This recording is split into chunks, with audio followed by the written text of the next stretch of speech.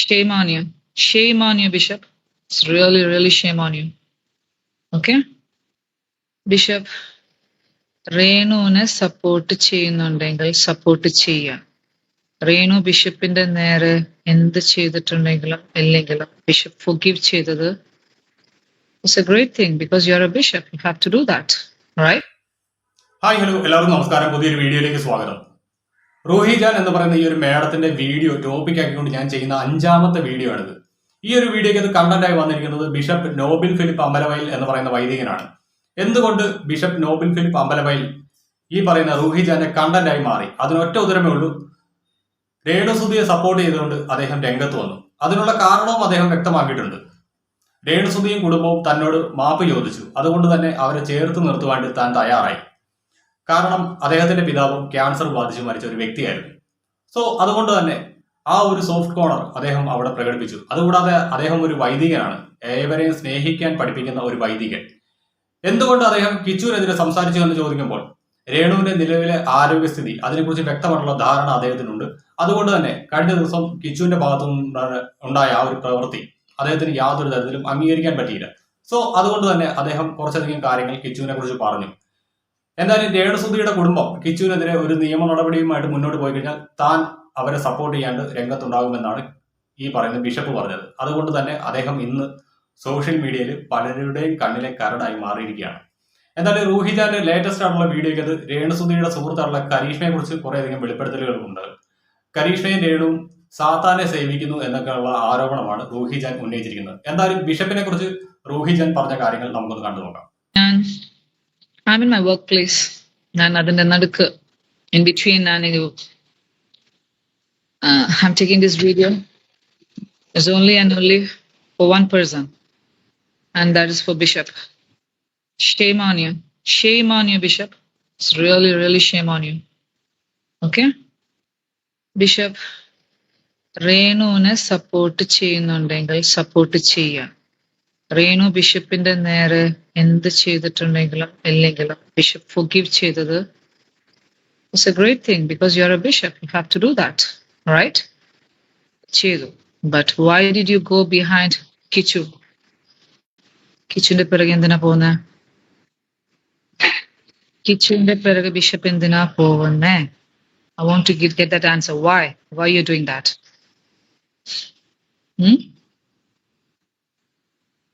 You proved very clearly, you proved very well that you don't deserve to be bishop anymore. Okay? In a position ഇരിക്കാനുള്ള right ഉണ്ടെന്ന് തോന്നുന്നില്ല bishop.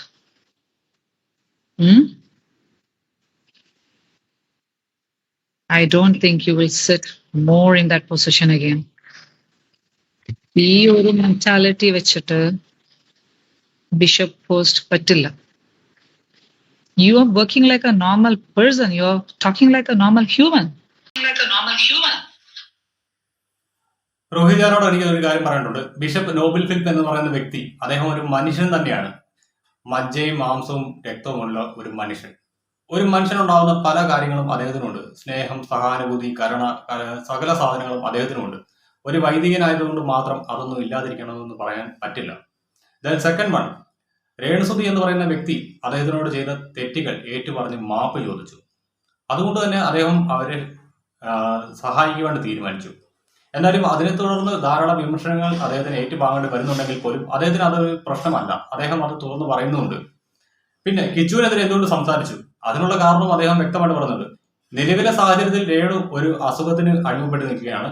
ആ ഒരു സമയത്ത് അവരെ ഇത്തരത്തിലൊക്കെ വിഷമിപ്പിക്കുന്ന ഒരു കാര്യം കിച്ചുവിന്റെ ഭാഗത്തുനിന്ന് വന്നപ്പോഴത്തേക്ക് സ്വാഭാവികമായിട്ടും അദ്ദേഹത്തിന്റെ നിയന്ത്രണം വിട്ടുപോയിട്ടുണ്ടായിരിക്കും. അദ്ദേഹം അതിനെക്കുറിച്ച് രൂക്ഷമായിട്ടുള്ള ഭാഷയിൽ പ്രതികരിച്ചിട്ടുണ്ടാകും.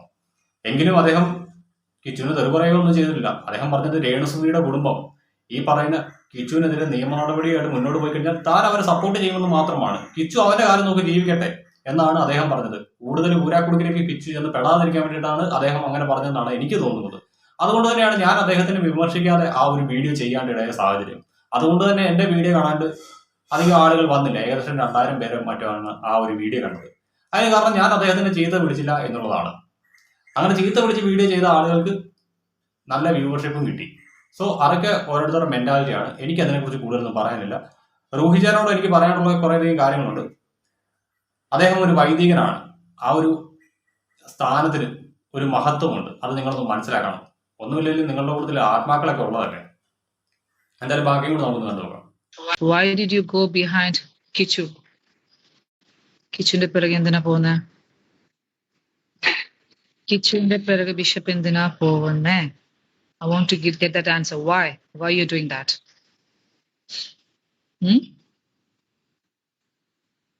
You proved very clearly, you proved very well that you don't deserve to be bishop anymore. Okay? In a position ഇരിക്കാനുള്ള റൈറ്റ് ഉണ്ടെന്ന് തോന്നുന്നില്ല ബിഷപ്പ്.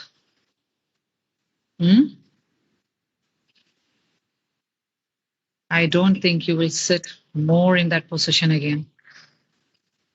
ഈ ഒരു മെന്റാലിറ്റി വെച്ചിട്ട് ബിഷപ്പ് പോസ്റ്റ് പറ്റില്ല. You are working like a normal person. You are talking like a normal human, normal person. Huh? What do you think?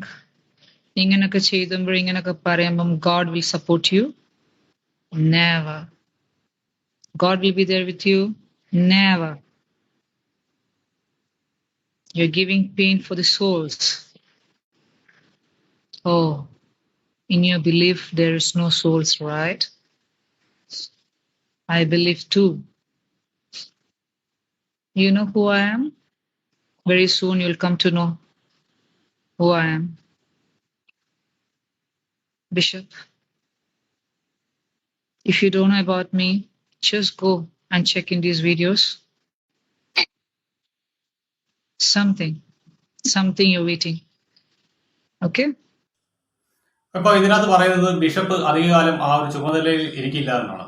എനിക്കറിയില്ല കേട്ടോ അതെങ്ങനെയാണെന്ന്. കാരണം മറ്റൊന്നുമല്ല, ബിഷപ്പിനെ ആ ഒരു ചുമതലയിൽ നിന്ന് നീക്കേണ്ട ഉത്തരവാദിത്വം അത് സഭയ്ക്കാണ്. സഭയ്ക്കെതിരെ അദ്ദേഹം എന്തെങ്കിലും ശബ്ദം ഉയർത്തിയാലോ അല്ലെങ്കിൽ വളരെ ഗൗരവപരമായിട്ടുള്ള എന്തെങ്കിലും ഒരു കുറ്റകൃത്യം ചെയ്ത് അത് തെളിയിക്കപ്പെട്ടാലോ മാത്രമേ അദ്ദേഹത്തിന്റെ അച്ഛൻ പട്ടം അത് എടുത്തു മാറ്റാണ്ട് സഭയ്ക്ക് സാധിക്കത്തുള്ളൂ. അല്ലാത്ത പക്ഷം അദ്ദേഹത്തിന് നീക്കം ചെയ്യാണ്ട് ഇത് ജനരോക്ഷം പറയുന്നതുകൊണ്ട് മാറ്റാണ്ട് സർക്കാർ ജോലിയോ മറ്റു കാര്യങ്ങളോ ഒന്നും അല്ല. അദ്ദേഹം ഒരു വൈദികനാണ്. അദ്ദേഹത്തിന്റെ സഭയാണ് ആ ഒരു ചുമതല ഏൽപ്പിച്ചിരിക്കുന്നത്. സോ സഭ തീരുമാനിക്കും അദ്ദേഹം അച്ഛനായിരിക്കണോ വേണ്ടയോ എന്നുള്ള കാര്യം. അതിന് സഭയ്ക്ക് റീസണബിൾ ആയിട്ടുള്ള ഒരു കാര്യം വന്നാലേ സഭ അദ്ദേഹത്തിനെ ആ ഒരു പദവിയിൽ നിന്ന് എടുത്ത് മാറ്റത്തുള്ളൂ. അതുകൊണ്ട് തന്നെ അദ്ദേഹത്തിന്റെ ഈ ചുമതലയിൽ നിന്ന് നീക്കം ചെയ്യുന്നൊക്കെ റൂഹിജാൻ പറയുന്നത് വെറും മലർപ്പൊടിക്കാരന്റെ സ്വപ്നം മാത്രമായിട്ടാണ് എനിക്ക് തോന്നുന്നത്. എന്തായാലും അങ്ങനെ സംഭവിക്കോ ഇല്ലെന്ന് നമുക്ക് കാത്തിരുന്ന് കാണാം. പിന്നെ ഈ ഒരു വീഡിയോക്കകത്ത് നമ്മുടെ രേണുസുതിയെ കുറിച്ചും കരീഷ്മയെ കുറിച്ചും ഒരു കാര്യം പറയുന്നുണ്ട്. രേണുസുതിയും കരീഷ്മയും സാത്താനെ ആരാധിക്കുന്നുവെന്ന്. എന്തായാലും കിച്ചുവിന്റെ പിറകെ പോവരുത്, പോവാൻ പാടില്ല. അതിനെ വെറുതെ വിട്ടേക്ക്. കിച്ചുവിന്റെ പിറകെ പോയാൽ anyone, ആര് തന്നെയും ആ കുട്ടിയുടെ പിറകെ പോയാൽ പ്രൂവ് ചെയ്ത് കാണിച്ചു തരും what is going to happen for you all. Okay? അതിനുള്ള ധൈര്യം ഉണ്ടെങ്കിൽ മാത്രമായിരിക്കണം ഇനൊരു സ്റ്റെപ്പ് മുന്നോട്ട് വെക്കല്. രേണുവിന് ഒരേ ഒരു ചാൻസ് മാത്രമേ ഉള്ളൂ. just only and only one chance from God. ആ ചാൻസ് എന്താണെന്ന് ഞാൻ പറഞ്ഞതാണ്. You have to speak everything what you know, what is happening in Dubai, what you know about എല്ലാ കാര്യങ്ങളും റേണുവിന് അറിയുന്നത് പറയണം. ഇതുവരെ പറയാൻ തോന്നിയിട്ടില്ലല്ലോ. കരിഷ്മയാണോ സ്റ്റോപ്പ് ചെയ്യിപ്പിക്കുന്നത്? Yeah, one time she said me, Karishma എന്നോട് പറയുന്നുണ്ടായിരുന്നു, സാത്താൻ സേവ something she does. Do everything Karishma. നിങ്ങൾ എല്ലാവരും പ്രാർത്ഥിക്കുന്ന പ്രാർത്ഥന ചെയ്യും. You will see. കരിഷ്മയോടും രേണുവിനോടുമാണ് ഞാൻ ഈ പറയുന്നത്. അറിയുന്ന കാര്യങ്ങൾ എത്രയും പെട്ടെന്ന് പുറത്ത് പറഞ്ഞു. അല്ലെങ്കിൽ ഉണ്ടല്ലോ വെറുതെ പറയുന്നതല്ല. കുറെ കൊണ്ടുപോകില്ല ഇങ്ങനെ. Got it? Bishop, you are the one who disturbed me now. I was working and the workplace എനിക്ക് ഡിസ്റ്റർബൻസ് തന്നത് ബിഷപ്പാണ്. ഈ ഡിസ്റ്റർബൻസ് എനിക്ക് തന്നതിന് bishop, you don't think that I will leave you free. ഇനി ആ പൊസിഷനിൽ ഇരുന്നിട്ട് എത്ര നാൾ പോകും നമുക്ക് കാണാം. യു സീ ദാറ്റ് ആ പൊസിഷനിലിരിക്കുന്ന ക്വാളിറ്റി, അതിന്റെ ക്വാളിറ്റി അതെന്താണെന്ന് അറിഞ്ഞുകൊണ്ടല്ലേ മുന്നോട്ട് പോകുന്നത്. Why you are talking like a human, normal human being? You don't deserve that anymore.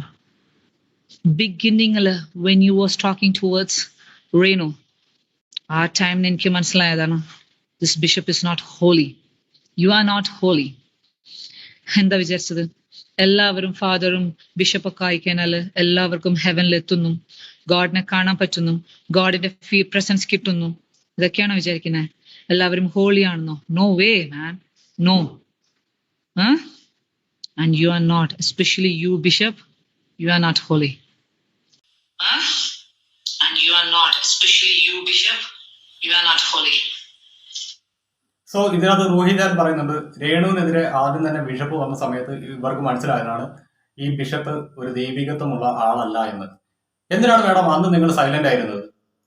അന്ന് നിങ്ങൾ ഇതിനെക്കുറിച്ച് യാതൊന്നും പ്രതികരിച്ച് കണ്ടിട്ടില്ലായിരുന്നു.